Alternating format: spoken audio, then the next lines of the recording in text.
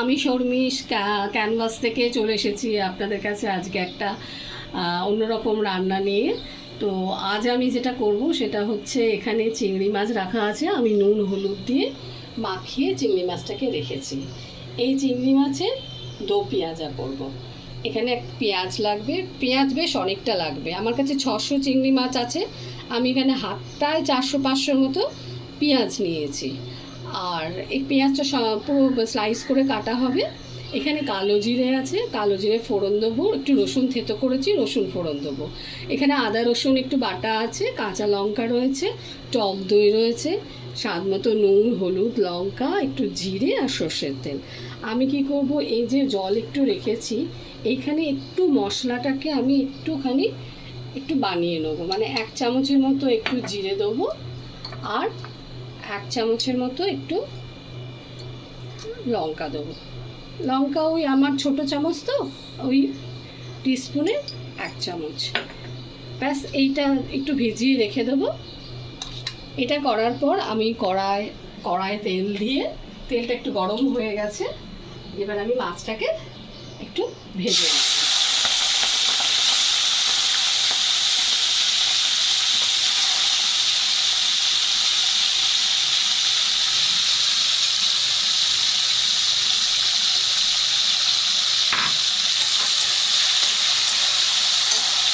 এখানে নুন হলুদ মাখা মাছটা আমি ভেজে নিয়েছি, জাস্ট একটুখানি ভাজা ভাজা মতো হবে, বেশি ভাজবো না।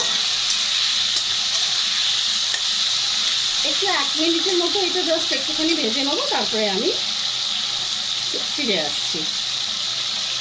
বন্ধুরা, আমি মাছটা 1 মিনিট ভালো করে ভেজে নিয়েছি। ভেজে নিয়ে ওই মাছের তেলের মধ্যেই আমি একটুখানি তেল আরও দিয়ে দিয়েছি, কারণ পেঁয়াজটা তো অনেকটা দিয়েছে, সেই জন্য এটাকে একটুখানি না ভাজলে পরে হবে না, তো এটা একটু বেশিই দিতে হবে।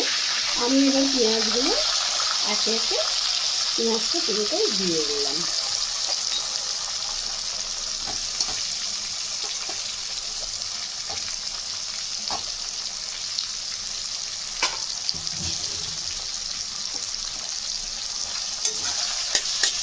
দেখেছেন, পেঁয়াজগুলো বেশ একটু বেশি হবে, কারণ যেহেতু এটা চিংড়ি মাছের দো পেঁয়াজা, সেহেতু এখানে চিংড়ি মাছটার মধ্যে একটু পেঁয়াজটা বেশি হবে।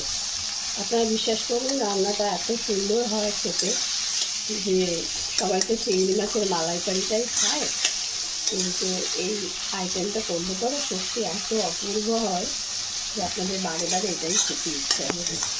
তো আমি প্রায় সময় এটা বানাই। যাই হোক, এটা মোটামুটি একটুখানি ভেজেছি, কড়ায় ভাজছি, একটু তেল লাগবে, মানে একটু টাইম লাগবে। আমি কালো জিরেটা দিয়ে দিলাম, ফোড়নে রসুনটা দিয়ে দিলাম, দিয়ে পেঁয়াজটা একটু আমি ভাজা ভাজা করে নিচ্ছি। আমি কিছুক্ষণ বলতে প্রায় 2-3 মিনিট পেঁয়াজটাকে ভাজলাম। ভেজে এই যে ঠিক এই পজিশানে নিয়ে এসেছি, বেশ ভাজা ভাজা হয়ে গেছে। তারপর আমি এই আদা রসুনটা এখানে দিয়ে দেবো। আমি 1.5 চামচের মতো আদা রসুনের পেস্ট নিয়েছি।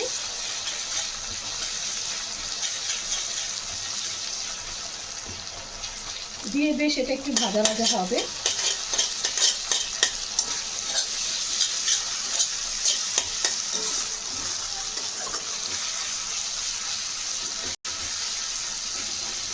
আদা রসুনটা একটু ভাজা ভাজা হয়ে গেলে আমি এর মধ্যে একটুখানি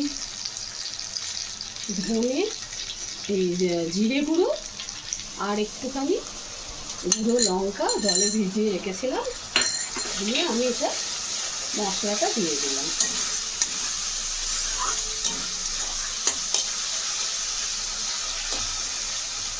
ব্যাস এই মশলা,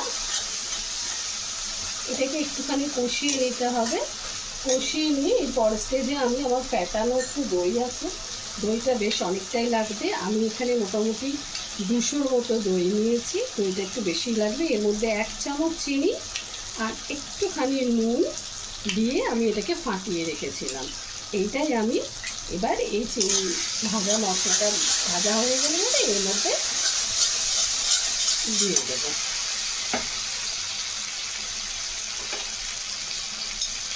আমি এখানে একটুখানি হলুদ অ্যাড করছি।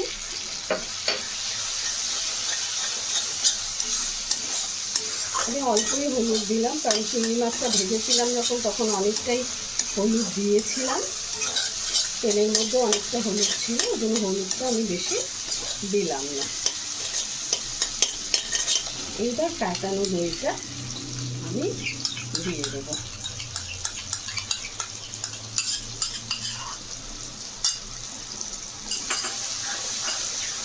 একটু গ্যাসটা আস্তে করে দেবো দইটা দেওয়ার পর, কারণ নয়তো দইটা একটু কেটে কেটে যাবে। আমি এটা একটুখানি কষিয়ে নিয়ে আবার আসছি।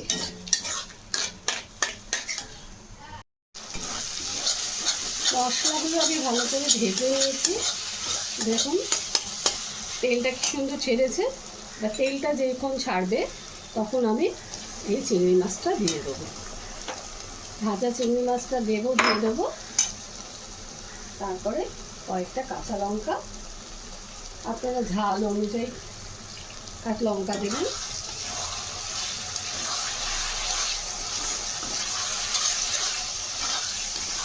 এইবার এই মশলাটা দিয়ে মাছটাকে বেশ ভালো করে,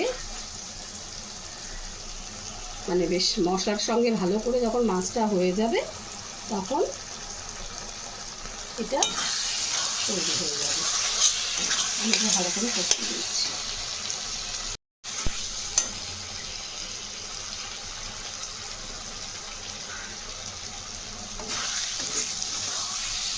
যাই হোক, আপনারা দেখতে পাচ্ছেন মাছটা মোটামুটি তেল ছাড়ছে।